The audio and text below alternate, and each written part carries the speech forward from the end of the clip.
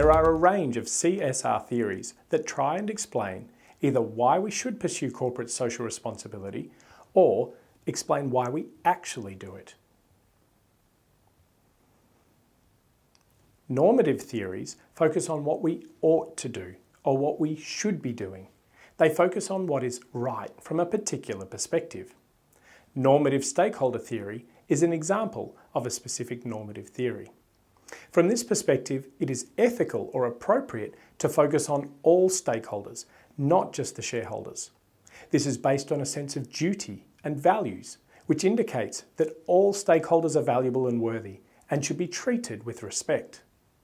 This is different to treating stakeholders properly because you think it'll be in your own best interest.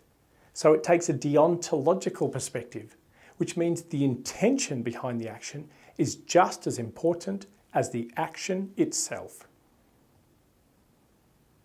A positive theory is one that is used to describe how people and organisations actually behave. They are descriptive and are used to help predict activity rather than to advise people how they ought to behave. Institutional theory is an example of a positive theory that explains why organisations end up performing CSR and corporate accountability. The underlying premise here is that organisations are influenced by peer pressure. If other organisations in the industry start acting responsibly, then they will imitate this action. The starting point may be a coercive action by a powerful lobby group or the government. This gets one or more organisations moving, and then mimetic behaviour, which is the mimicking or copying of others, leads to group norms and peer pressure about how an organisation should behave. All of these actions together explain why competitors start acting in a similar way. Homogenisation or isomorphism are the terms used to describe this process.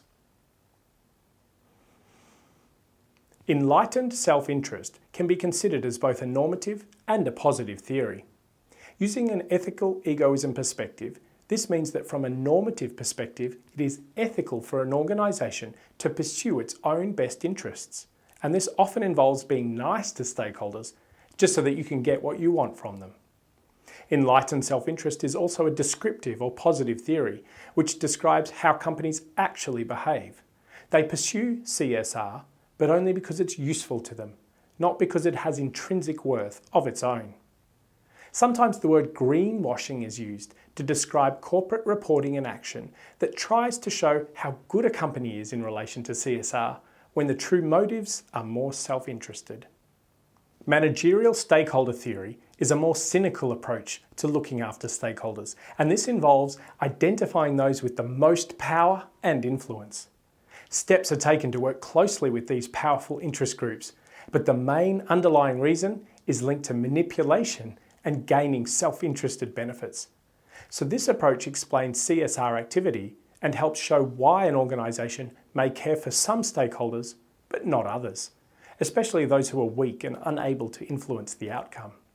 To recap, there are a range of ethical theories that help demonstrate reasons why we might consider CSR and corporate accountability. These range from enlightened self-interest to normative and managerial stakeholder theory through to institutional theory.